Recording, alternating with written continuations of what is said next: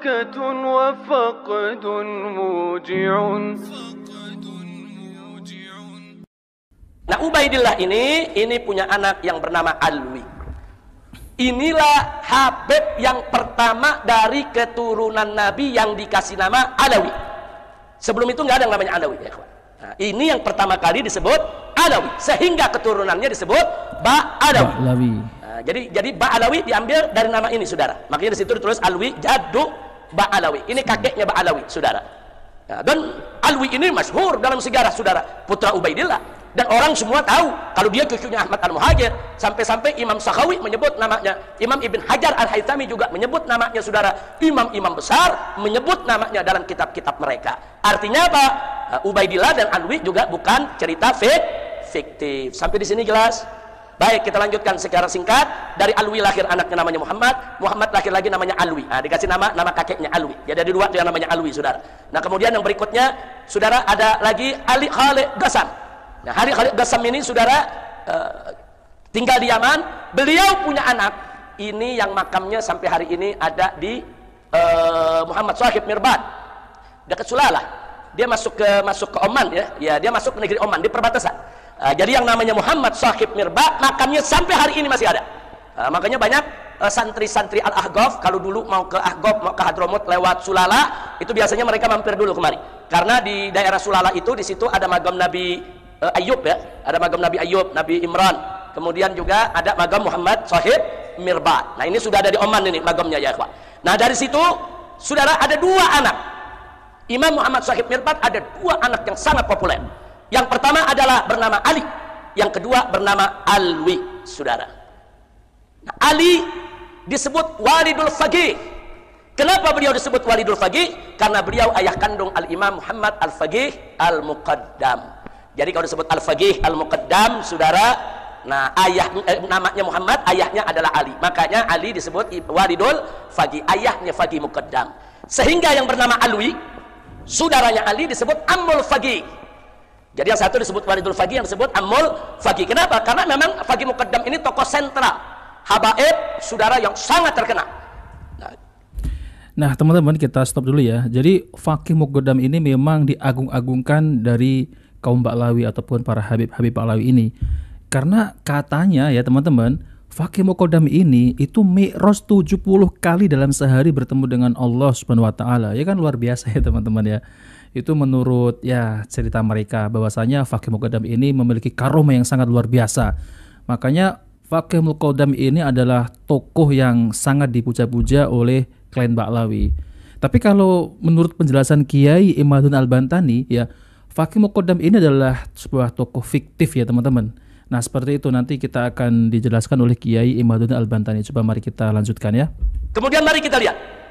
Dari Al-Faqih Muqaddam itu melahirkan tidak kurang dari 75 leluhur Ba'alawi.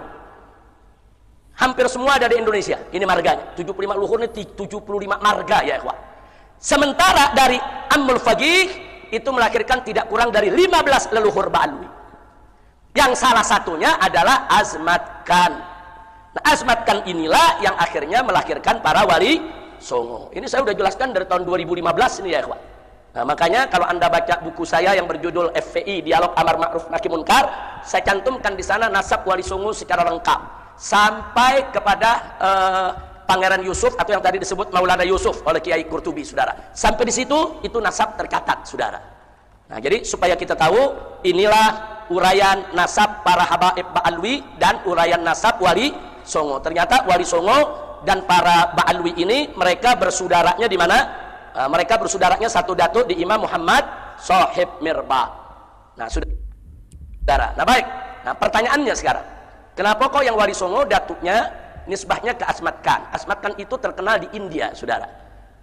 Nah, bukan di Yaman. Di Yaman waktu itu belum lahir tuh Azmat Khan, saudara.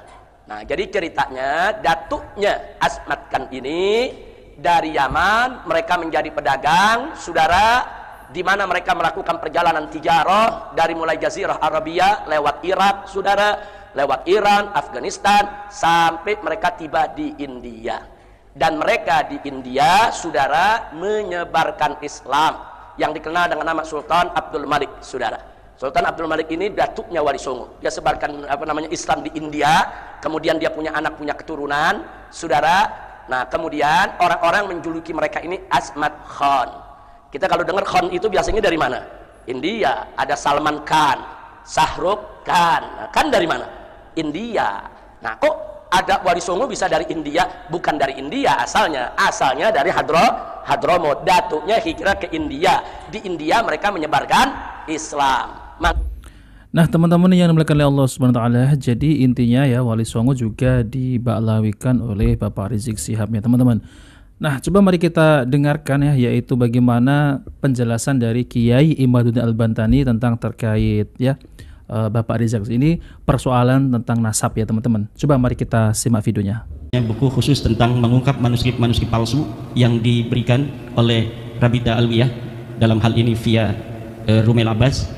Itu juga ada semuanya, semua apa yang telah mereka atribusikan sebagai manuskrip-manuskrip di abad ke-6, 7 itu ternyata semuanya palsu, dan kiai-kiai bisa untuk melihatnya di buku mengungkap manuskrip-manuskrip palsu Ba'alwi versi Rumail Abbas.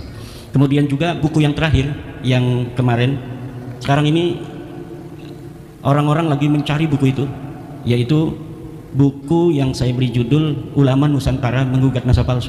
Orang yang mengaku cucu Nabi ini secara data di abad ke-9 Hijriah, 895 Hijriah, mengaku keturunan Nabi, kemudian mengurut nama-nama. Ali bin Abu Bakar, namanya Asakron nih, 895 Hijriah. Nama saya Ali bin Abu Bakar bin Muhammad bin Abdurrahman Asgar bin Maula Dawilah bin Ali Sahibud Darak bin Ali Al-Ghayyur bin Faqih Muqaddam bin Ali bin Muhammad Sahib Mirbat bin Ali Qali Qasam bin Alwi bin Muhammad bin Alwi bin Ubaid bin Ahmad bin Isa. Ahmad bin Isanya 345 Hijriah. Sementara di abad-abad itu sudah banyak kitab nasab. Di abad keempat katanya Alwi ini hidup 400 Hijriah, berarti abad kelima. Di abad kelima sudah ada kitab Tahdhibul Ansab karya Al-Ubaidili 435 Hijriah. Tidak ada di sana mengatakan Alwi ini adalah cucu daripada Ahmad bin Isa. Ahmad bin Isanya disebutkan dia punya anak, kemudian keturunan sampai beberapa keturunan, tapi tidak menyebutkan Alwi ini, buyutnya Rizik Syihab itu, sebagai keturunan baginda Nabi besar Muhammad. Ada juga di abad kelima itu kitab Muntaqilah At-Talibiyah karangan Ismail Toba-Toba. Ismail Toba-Toba itu 470 Hijriah. Tidak menyebutkan juga bahwa Ahmad bin Isa punya anak namanya Ubaid. Ahmad bin Isanya disebut dia punya anak namanya Muhammad, dia punya anak namanya Ali, tapi tidak disebutkan dia punya anak namanya Ubaid. Kemudian kitab Al-Majdi 490 Hijriah karya Al-Umari tidak juga menyebutkan Ahmad bin Isa punya anak namanya Ubaid. Ubaid punya anak namanya Alwi yang jadi Ba'alawi, nggak ada. Kemudian naik ke abad ke-6 yaitu 597 Hijriah karangan seorang pakar usul fikih Imam Fakhruddin Ar-Razi. Beliau juga seorang ahli tafsir, punya kitab tafsir Mafatihul Ghaib, punya berbagai macam kitab sejarah dan lain sebagainya. Idza utliqal imamu fi usulil fiqhi fal muradu bihi Imam Al-Ar-Razi. Kalau dimutlakan nama al-imam, qala al-imam dalam kitab-kitab usul fiqh, itu maksudnya adalah al-Imam Fakhrur Razi. Beliau menulis sebuah kitab berjudul Asy-Syajarah Al-Mubarakah wa hasala fihi anna aulada Ahmad bin Isa al-Muqibin munhasirun fi salasati bani. Anaknya cuma 3. Siapa? Muhammad, Ali, Husain. Itu 597 Hijriah. Beliau menulis kitab itu. Wafat 604 Hijriah. Beliau punya anak murid namanya itu Al-Fakhri, juga ngarang kitab namanya Al-Fakhri. Al-Marwazi nama murid beliau, itu 614 Hijriah. Di situ juga disebutkan nama Ahmad bin Isa, dan tidak disebutkan Ahmad bin Isa ini punya anak namanya Ubaid, punya cucu namanya Alwi. Tidak ada. Mereka tidak disebut keturunan Nabi pada 614 Hijriah. Kemudian ada kitab Al-Asili 700 Hijriah. Kemudian ada kitab As-Sabatul Musan 787 Hijriah. Kemudian ada kitab Umdatul Talib As-Sugra 828. Ada kitab Umdatul Talib As-Sugra karya orang yang sama Ibnu Ainabah 828 Hijriah. Sampai abad ke-8, abad 9 awal ini tidak ada orang yang menyebutkan ahli nasab itu bahwa Ba'alawi keturunan baginda Nabi besar Muhammad SAW. Padahal mereka sudah ada itu di abad 9 itu, mereka sudah mulai mengaku sebagai keturunan Nabi. Ali bin Abu Bakar As-Sakran ini sudah mengaku keturunan Nabi di abad 9. Tapi orang-orang Yamannya saja itu tidak ada yang mencatat mereka sebagai keturunan Nabi di abad 9 itu. Maka saya sebutkan ada 550 tahun kosongnya riwayat antara pengakuan dan orang yang diaku. Orang yang diaku 345 Hijriah, mereka mengaku 895 Hijriah, hitung pakai kalkulator 550 tahun. Itu kalau kita mau kasihan. Itu versi kasihan itu 550 tahun itu. Versi yang tidak kasihan dalam ilmu nasab itu, dalam ilmu nasab, sebuah kitab sejarah, la yuqaddamu bihalin ala ma yusbituhun nasabun.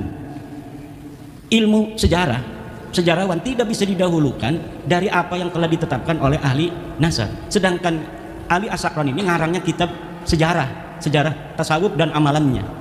Maka walaupun ada susunan dia menyebutkan nama sampai Ahmad bin Isa, itu sebenarnya dalam ilmu nasab tidak dianggap sama sekali. Adanya nama mereka itu muncul dalam kitab nasab, dalam kitab Tuhfatut Talib 996 Hijriyah. Itu kalau dihitung 651 tahun. Cuma dalam kitab Tuhfatut Talib yang menyebut nama-nama mereka itu, Alwi sudah ada di situ tuh. Karena kan mengakunya 895 Hijriah. Kemudian 996 Hijriah ada masuk nama dia. Masuknya apakah berdasarkan maraji? Tidak. Orang yang mengarang kitab itu, Tuhfatut Talib, namanya As-Samarqandi, mengatakan, saya melihat fi ba'dit ta'aliq, dalam sebagian kertas-kertas ta'liq. Jadi bukan berdasarkan maraji dari kitab-kitab, tetapi berdasarkan apa yang dia temukan dari kertas yang ada di pinggir jalan. Dia nemuin aja, wah ada nih bin, masukin aja supaya kitab saya agak banyak lah. Itu hanya begitu saja. Di dalam ilmu nasab, ida urifal wadi'u intafal istidlal. Apabila ditemukan dan diketahui pemalsunya, maka istidlal itu hilang. Nah, kitab Tuhfatut Talib ini tidak bisa untuk dijadikan referensi. Kenapa? Walaupun dia kitab nasab, tetapi penulisnya sudah iktiraf bahwa dia mendapatkannya bukan berdasarkan maraji dari kitab-kitab sebelumnya. Sedangkan di dalam kitab nasab itu bisa diisbat hanya oleh kitab-kitab nasab. Jadi kitab-kitab nasab yang ada di sejak masa 199 Hijriah, Abnaul Imam fi Misr Wasam, itu Abnaul Imam kitab aslinya yang kemudian pada abad kelima dipalsukan, katanya ini karya Yahya bin Ismail Toba-Toba, padahal itu karya Ibrahim Toba-Toba yang wafat 199 Hijriah. Itu sudah ada kitab nasab, 199 Hijriah sudah ada kitab nasab, ditulis semua keturunan Imam Hasan dan Imam Husain. Gak bisa orang masuk sembarangan.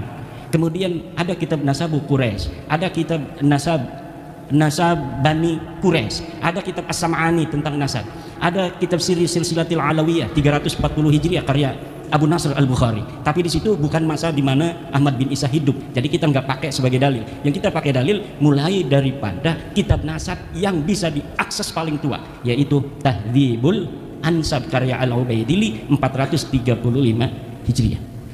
Jadi kitab-kitab nasab itu sudah menafikan mereka sebagai turun Nabi.